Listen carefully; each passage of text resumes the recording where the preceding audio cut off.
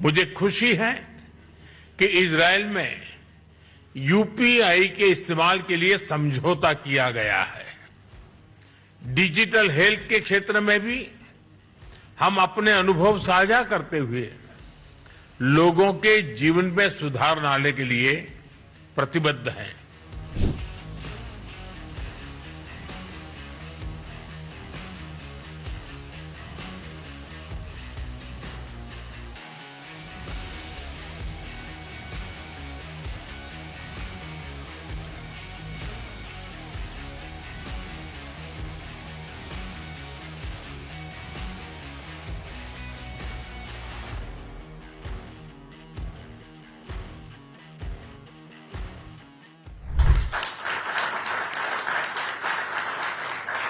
आज हमने critical and emerging technology partnership स्थापित करने का निर्णय लिया है।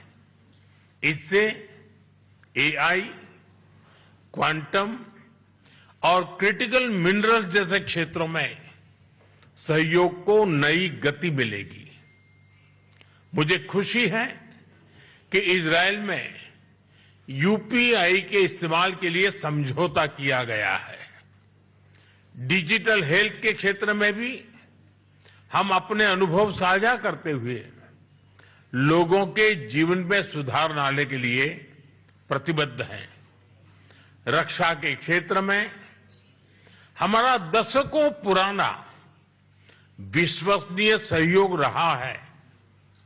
पिछले वर्ष हुए एमओयू से इसमें नए आयाम जुड़ेंगे।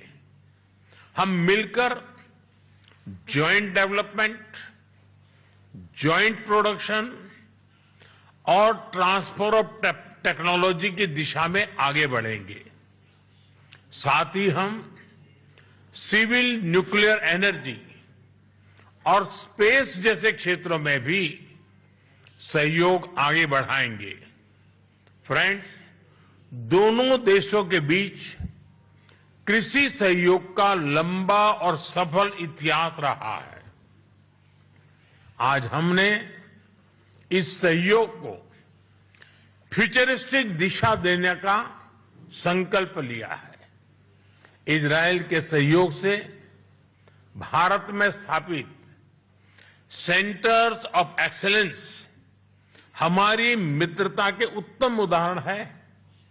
इनकी सफलता देखते हुए हमने इनकी संख्या 100 तक ले जाने का 100 तक ले जाने का लक्ष्य निर्धारित किया है।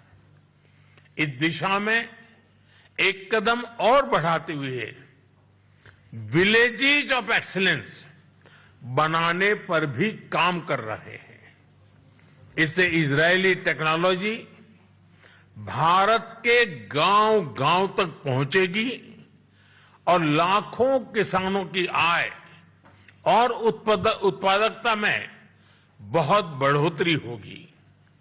हम मिलकर फ्यूचर रेडी फार्मिंग सॉल्यूशंस भी विकसित करेंगे।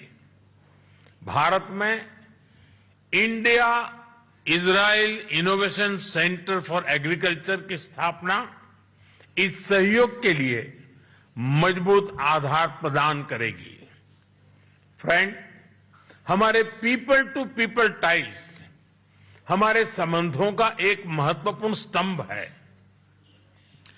2023 में हुए मैन पावर मोबिलिटी एग्रीमेंट के माध्यम से भारत ने इजरायल के कंस्ट्रक्शन और केयर गिवर सेक्टर्स में महत्वपूर्ण योगदान दिया है।